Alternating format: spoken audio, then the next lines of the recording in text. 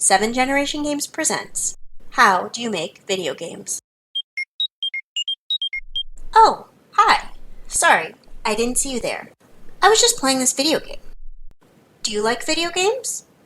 Have you ever wondered what goes into making them? Well, guess what? I make video games. Like in real life, where I'm an actual person. My name is Maria Burns-Ortiz, and I run a video game studio called 7 Generation Games. That guy at the end there, he's real too. His name is Gonzalo. You think I'm kidding? This was our most recent staff meeting. We, Gonzalo, me, and the rest of the team, these folks in real life, make video games.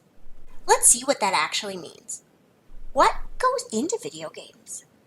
How do you go from this, literally nothing, a blank sheet of paper, to this?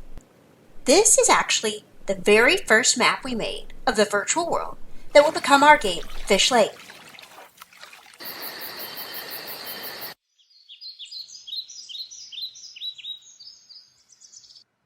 So how do we take this to this? Well, think of a video game like a body.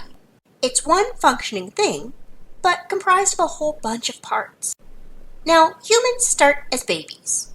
Meanwhile, video games are born out of design meetings, where developers, designers, artists, project managers, and others get together to start on a new game.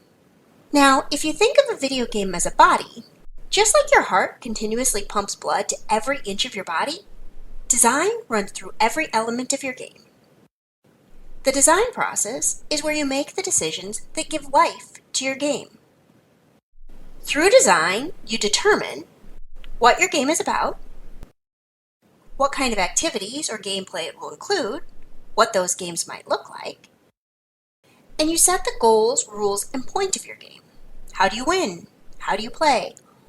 All of this comes out of design. Design is where you start brainstorming ideas and then turning those ideas into a roadmap for your game.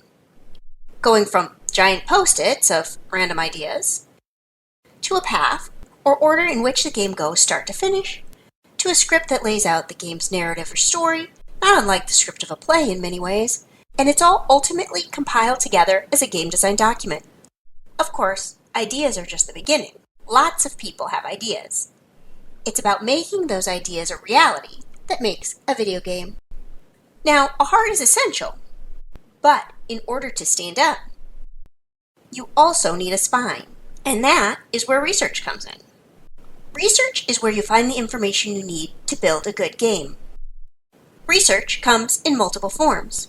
These days, the first step in researching is generally a web search, going to a site like Google and looking for information available on the internet. Developers will research which programming language would be best to use or what code libraries might be available. You need to research what kind of devices you want your game to run on and what kind of games have been successful with your audience. Libraries and archives can also be a great place to research with a wealth of information. Our games incorporate history into the narrative or storyline, and one of my favorite places to research is here, the Library of Congress in Washington, D.C. It's the largest library in the world. Research can take you really cool places. We've got a series we're working on called Aztec Games, part of which takes place in the Mayan jungle. So we decided to go there, heading into the jungles of Belize. While we were there, we took lots of pictures for reference, so that our artists could create a realistic jungle scene.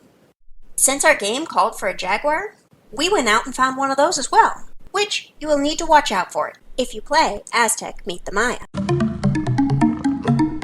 And even though we'd researched online and through archives what the Mayan pyramids were like, it wasn't until we climbed one that we were able to get an understanding of the size and scope of these incredible structures.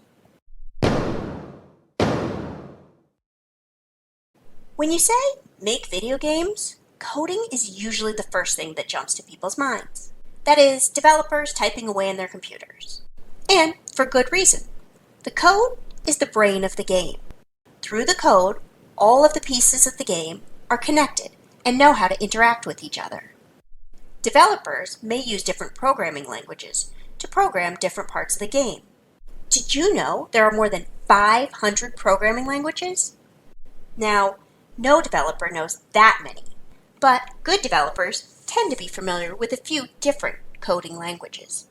When making games, programmers often use game engines, which are development environments or platforms that include a number of commonly used software tools. This makes the process more efficient and usually cheaper.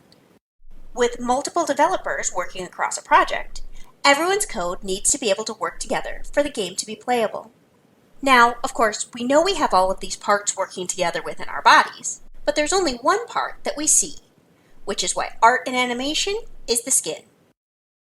It's the visible part of the video game, the part we see.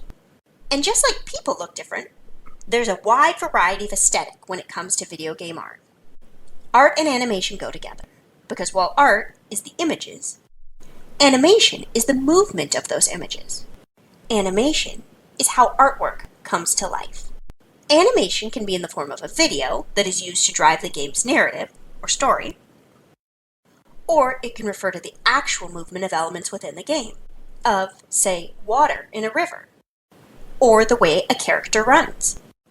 And just like code from multiple developers has to work together to make a game playable, work from multiple artists and animators needs to go together to create a cohesive look.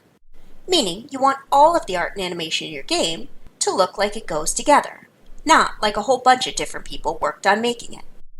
Artists are tasked with taking ideas and turning them into art. Bringing something that exists only in someone else's head and making it into an image is no simple task. A common practice in making video games is taking an existing game, or part of a game, and putting new artwork on it to create a different game. This takes less time and costs less than creating everything from scratch. And this process of swapping out art for new art is actually called reskinning.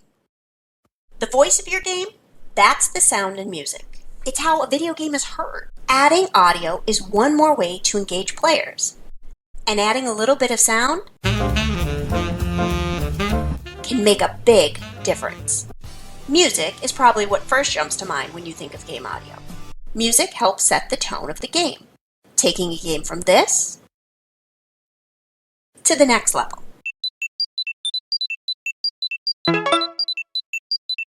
Sound effects help bring a game to life.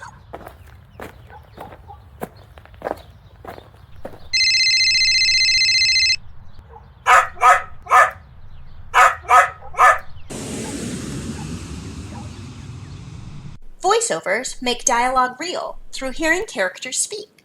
You really don't remember, do you? You're trying to figure out how we got here. Now, to stay healthy, you need a strong immune system. And that's exactly how testing operates when it comes to video games, catching all the little bugs that, if uncaught, could become a major problem. Bugs are mistakes in the code of a software that cause errors, which prevent the game from working the way it should. Bugs can cause your game to randomly quit, or seem to act weird, or a glitch that takes away all of your points. Before releasing a game, you need to find the bugs that can wreak havoc. You do this by testing. You test a video game by actually playing through it, lots of times, in lots of different ways. There are different types of testers at different stages in the process. The first kind of testers are in-house testers, who play the game before it's released for anyone outside of the company to try.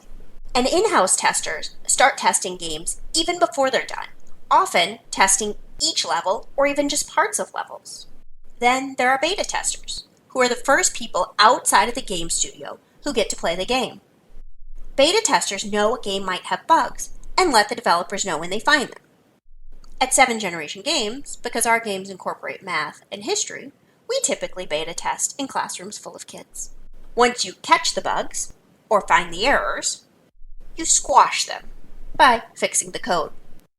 To do that, developers go through the code to find where the errors are, which can sometimes be something as small as a missing semicolon. Then the developers correct the errors so that the game works like it's supposed to. Testing is especially important because no matter how great of a programmer you might be, Everybody makes mistakes. Testing is how you make your game better and stronger. When you add all of these elements together, you get an incredible body of work that we call a video game. To learn more about video game design, or just to play some fun video games, check out 7 Generation Games at www.7, like the number 7, generationgames.com.